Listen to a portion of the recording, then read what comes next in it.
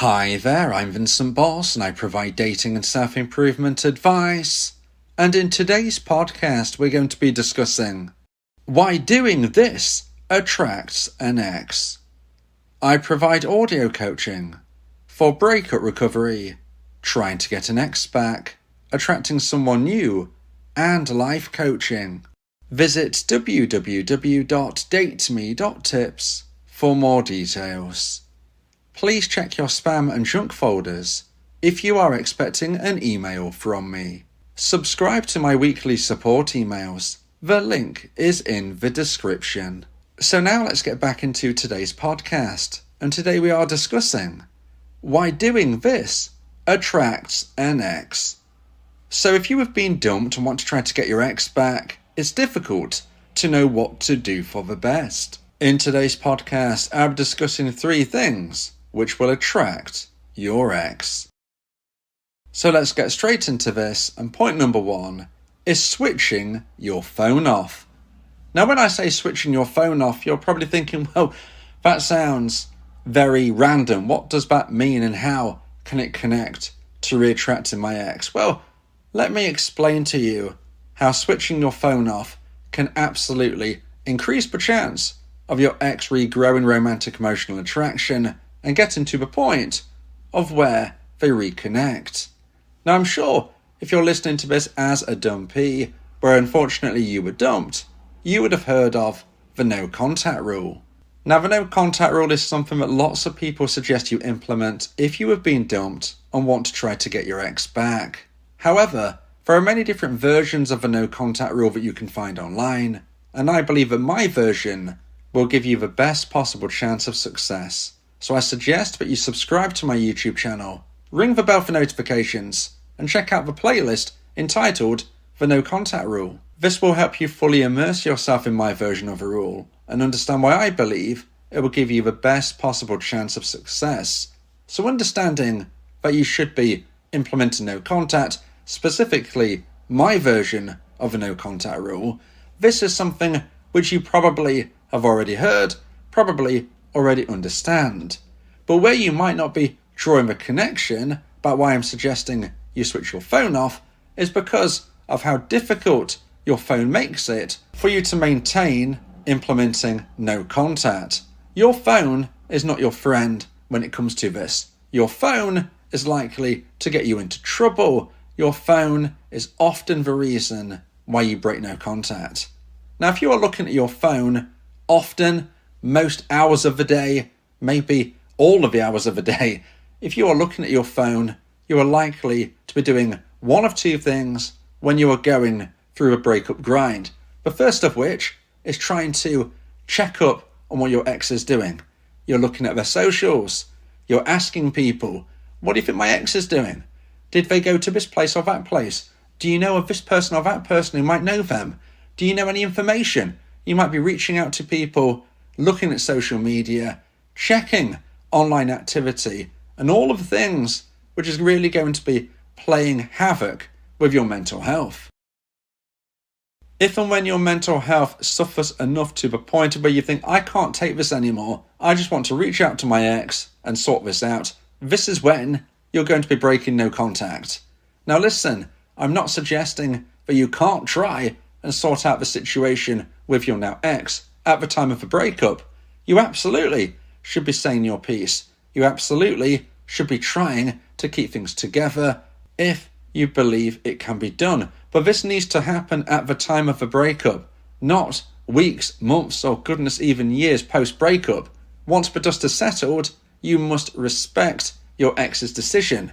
If you can't have a conversation with your ex during the breakup moment and get them to consider that maybe there is a path forward, if you are unable to see your ex change their mind at this time and they become your ex and the action of the breakup, this is when you need to respect their decision. So checking their social media, texting people to try to find out information about your ex, these are the things which are really going to cause you havoc and problems and ultimately cause you to break no contact, which we've already established is something you absolutely should be maintaining in most instances.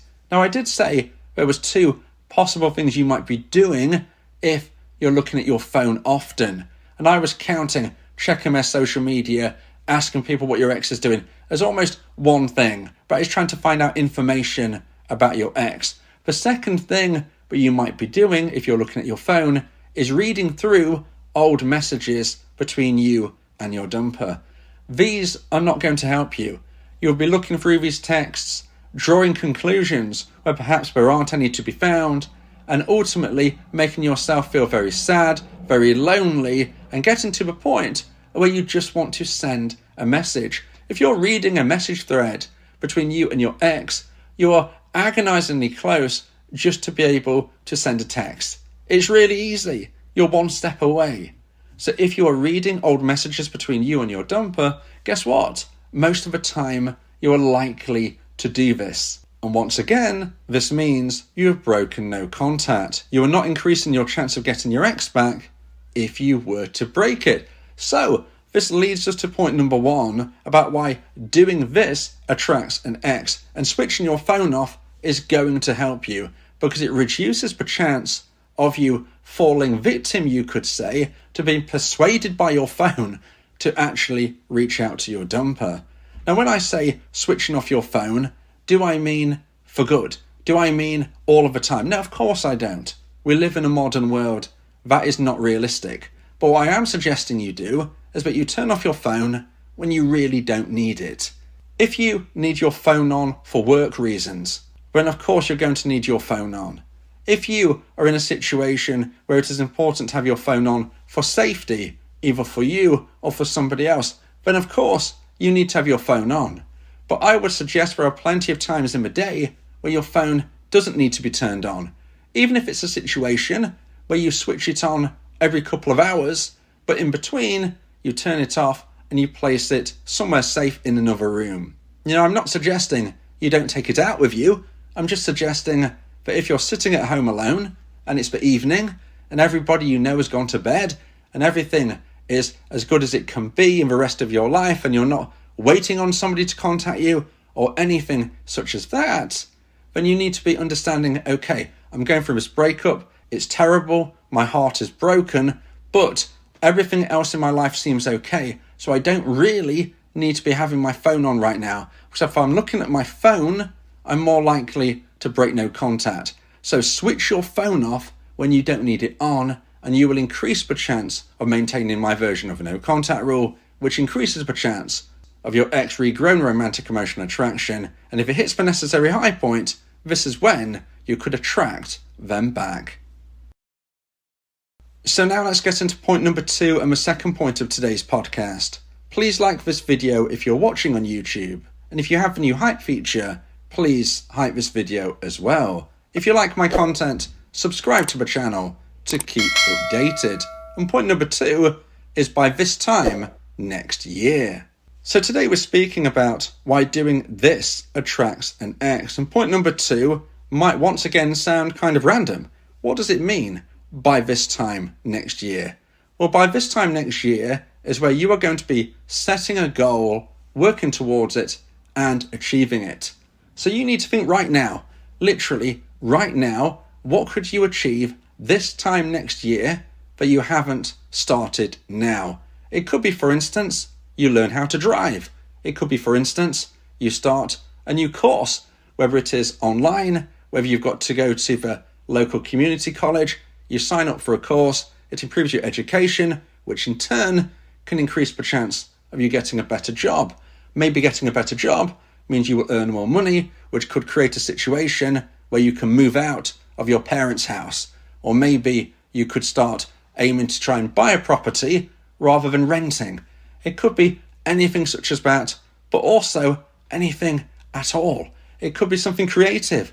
It might be that by this time next year, you will be able to play guitar. Maybe you've always wanted to play a musical instrument, but you can't. Why not set yourself a goal?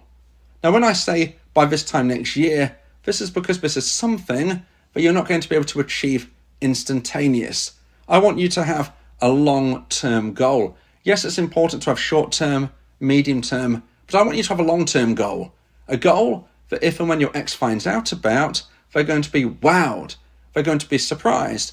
they're going to be really happy by the personal growth and development you're clearly going through, improving your skill set, improving something about yourself personally. Maybe you want to improve your health and fitness. Maybe you're thinking, by this time next year, I'm going to be this particular weight. Whether you feel you need to lose some weight, gain some weight, you want to be a healthy weight. Okay, that is another suggestion of what you could be doing. We want you to be starting a goal so that if and when your ex reaches out to you, they can see progress that you're making, but also see the continued progress. This isn't something you quit. This isn't something you stop. You keep going. Maybe your ex sees your progress on social media. Maybe you have mutual friends that they find out about what you're doing. Perhaps they don't hear anything at all, but due to my version of a no contact rule, they regrow enough romantic emotional attraction, reach out to you, and when they do, they're really happily surprised about what they've heard. This will reattract them further. Remember, if your ex-dumper reaches out to you, they've hit the necessary high point of attraction, but it doesn't mean that they're ready to reconnect. It doesn't mean that one text from your ex means you're back together. It means you've got your foot in the door, but the communication stage has only just been entered. Congratulations, you're through no contact, but if communication doesn't go well, if meeting doesn't go well, well, sadly, you've still not got back together. And this is why you need to increase your chance of success by wowing your dumper if and when they contact you. This can be something which helps. By setting yourself a goal this time next year, you can really improve your chances of not only reattracting your ex before they reach out to you, but if and when they do, really enhancing the chances of moving things forward to actual genuine reconnection where you get your ex back. Now, if you would like advice and support about how to try and increase the chance of one day getting your ex back, then you may want to consider my audio coaching service, where me and you can speak one-on-one about your unique specific situation. Go to my website www.dateme.tips for more information about how I can become your coach and your teammate via my audio coaching service.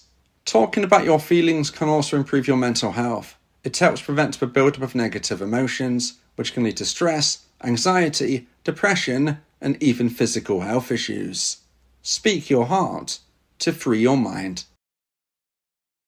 So now let's get into point number 3 and the final point of today's podcast. If you feel that this podcast has helped you, then please consider buying me a coffee. The link to do so is in the description. And point number 3 is enhancing your core. Who are you? I'm asking you this question. Who are you? Let me know in the comments. Or if you don't want to tell me and the community, just write it down for yourself so you can clearly see, who are you? What are you at your core? What are your values? Who did you used to be when you first met your ex?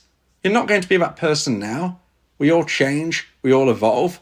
Hopefully you've grown. Perhaps you haven't though. Perhaps you are someone who, if you think back to who you were, you don't really recognize yourself. And I'm not meaning this in a good way. Perhaps you've lost who you were as a person. Now, this is different to what we spoke about through today's podcast, because this is about really concentrating on who you were when you attracted your ex originally. Obviously, you were together. Obviously, your ex-dumper once was in love with you. They really loved who you were as a person. So what happened to that person? Now, I'm not suggesting you have to become exactly the person that your ex-dumper first met, because time has moved forward, time has gone. You should have grown. And this is what we're talking about when I say enhancing your core. You've got to consider who you are as a person. Write it down. Write down the values. Write down what you represent. Look yourself in the mirror, physically and metaphorically. Who were you and who are you now? What can you do to get back to those core principles which maybe you've sadly lost through complacency, or maybe you've just drifted to being a person that you no longer really recognize? You need to get back to basics, but also enhance those basics to grow as if you should have done by the time period between when you met your ex and now. There should be that steady growth, but in the direction that you once were. That was the person who attracted your ex originally. So you're not far off from that person if you want to get your ex back. You've just got to grow that person. Let me give you a quick example. Maybe your ex fell in love with you because you met volunteering. Maybe they were a volunteer and you were a volunteer. They did charity work, you did charity work. That's how you got to know each other. But through the years, maybe your now ex still does the charity work, but perhaps you don't do it anymore for whatever reason. Could this be something that you get back to? Could this be something that you find the time and dedication to do what you used to do? It doesn't have to be charity work, that's just an example.